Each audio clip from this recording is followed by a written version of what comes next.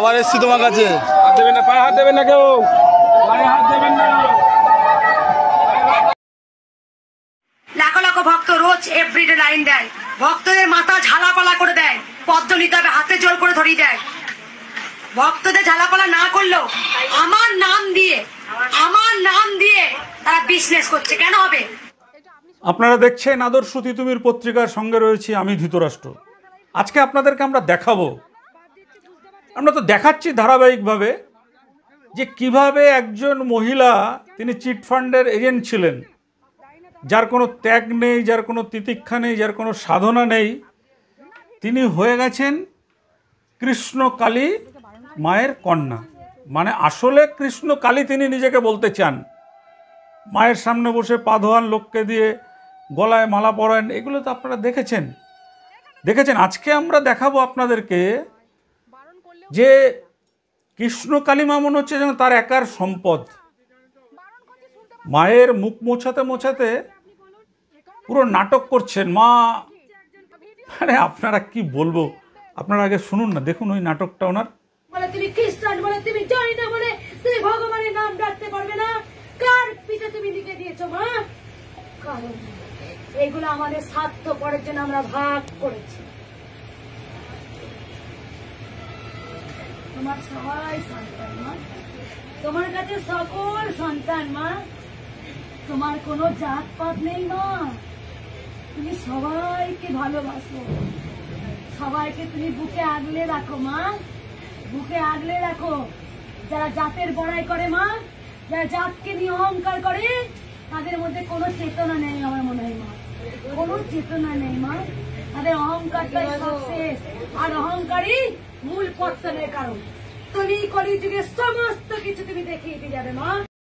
এই নাটকটা তো আপনারা দেখলেন। এই নাটকটা দেখার পরে আপনাদের কি মনে হয়? দেখুন, যারা এই ধরনের কালাধান্দা করে ধর্মের নামে, তাদের কিন্তু সিন্ডিকেটটা খুব বড় থাকে, র্যাকেটটা খুব চারিদিকে ছড়ানো থাকে। কেন, এটা তো একরকম হচ্ছে কালো টাকা। কোনো মানুষের ক্যান্সার ভালো করে দেওয়া, কোনো মানুষের মৃত্যু থেকে তাকে বাঁচিয়ে দেওয়া, এইসব বলে যে টাকা নেওয়া হয়, এগুলো হচ্ছে সব কালো টাকা। আপনারা দেখেছিলেন এর আগে, আমরা দমদমে দেখিয়েছিলাম শিবধামে, যে কিভাবে মানুষকে টাকা ফেরত করানো হচ্ছিল, দেখেছেন তো। ইনিও কিন্তু একটা সামান্য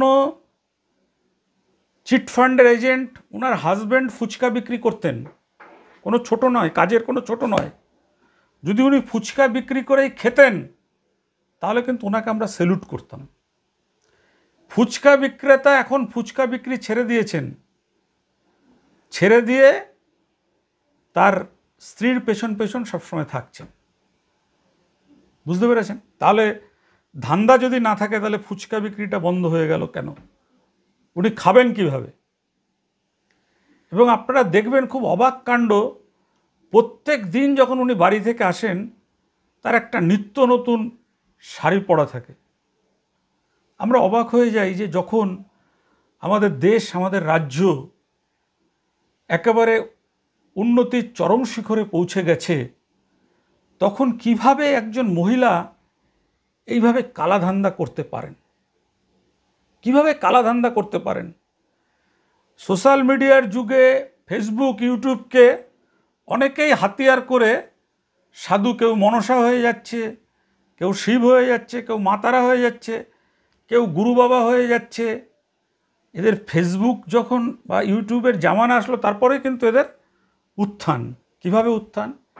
এরা কিন্তু সব সাজানো নাটকগুলো আপনাদের কাছে প্রকাশ করে, সব সাজানো নাটকগুলো প্রকাশ করে। এই যে মহিলা রয়েছেন মঙ্গলা কোরা, ইনি দেখবেন যে ফেসবুকে নানান রকম এই ধরনের মানুষকে দিয়ে, দু চারজন লোককে দিয়ে মিরাক্কেল হয়ে গেছে এই প্রচার করে, গল্পের গরু যেমন গাছে ওঠে, সেরকম গাছে তুলে দিয়েছে। আমরা অবাক হয়ে যাই, আমাদের প্রশাসন কি করছে। সেখানে মাটি জলে, মানে একেবারে কাদা, তার মধ্যে দিয়ে লোক যাচ্ছে তার কাছে। এরা কারা? এবং তিনি ওই কাদার মধ্যে দিয়ে আসছেন। এরা কারা? এই লোকগুলো কারা? এটা তো পুলিশ একবারও তদন্ত করে দেখছে না। কেন দেখছে না?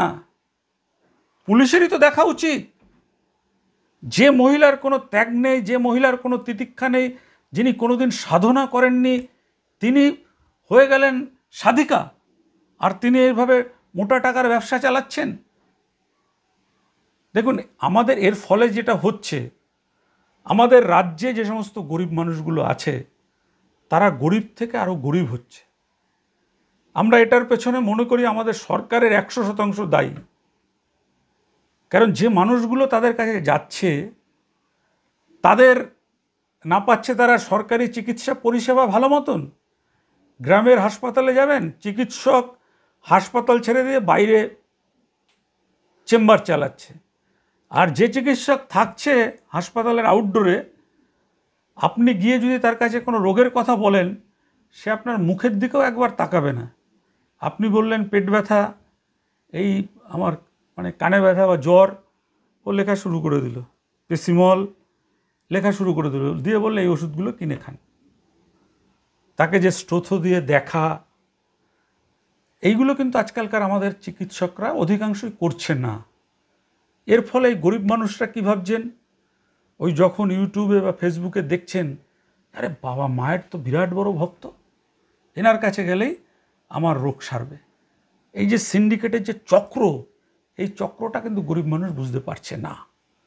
আমরা সেই জন্যই আপনাদের কাছে আজকে তুলে ধরছি যে এতদিন তো উনি বলেননি যে ফুলের দাম বেশি নেওয়া হচ্ছে, এই নেওয়া হচ্ছে। এখন উনি বুঝে গেছেন যে ফুলের মালা নয়, তিনি আসলে চান হচ্ছে টাকার মালা, আসলে তিনি চান হচ্ছে মোটা অঙ্কের টাকা।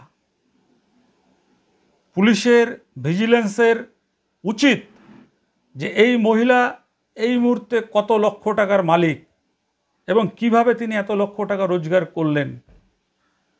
আমরা আরও একটা বিষয় নিশ্চিত হতে পারি যে এই ঘটনা যদি আমাদের রাজ্যে না ঘটে, কেরল, তামিলনাড়ু এইসব এলাকায় ঘটতো, তাহলে কিন্তু এতক্ষণে যারা এটা করছে তারা গ্রেপ্তার হয়ে যেত।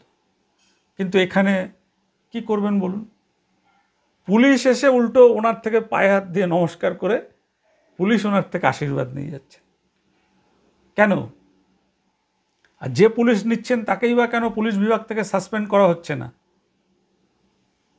তাই আজকে আমরা আপনাদেরকে বলতে চাই যে আপনারা এই ফাঁদে পড়বেন না। অনেক লোককে শুনতে পাই যে আমাদের কলকাতা থেকে গাড়ি নিয়ে ওখানে যান, কারণ তাদের তো ট্যাপ করে ফাঁদে ফেলা হয়। উনি দেখান যে ক্যান্সার ভালো হয়ে গেছে, উনি দেখান যে লোকটার আগে ক্যান্সার হয়েছিল, এই সার্টিফিকেটটা দেখান যে আগে ওনার ক্যান্সার ছিলেন, চিকিৎসার যে পত্র থাকে সেটা দেখান।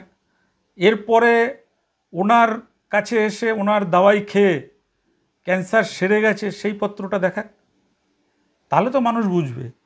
তা নয়, যে যা বলছে মিরাক্কেল হয়ে গেছে বলে আগে মাইক ধরা, এ জিনিস চলতে পারে না। আমরা করছি, আমাদের অনেক করছি এই কারণেই আমাদের সমাজ স্বার্থে লড়াই, এবং আমরা শপথ নিয়েছি যে জন্ম যখন হয়েছে মৃত্যু একদিন হবেই।